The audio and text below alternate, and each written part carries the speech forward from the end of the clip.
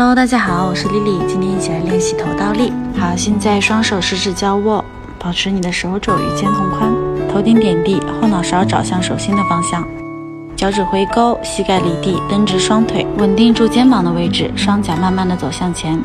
好，现在抬右腿向上，保持不动，回来，继续抬左腿向上。在这个过程中，我们的肩部的位置并没有发生变化。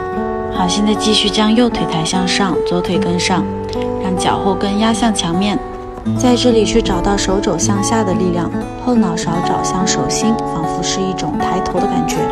如果你在这里感到比较轻松的话，可以依次将右脚和左脚离开墙面，可以保持1到5分钟的时间。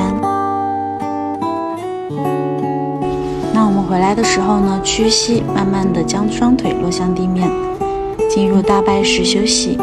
那今天的分享就到这啦，我们下期再见吧，拜拜。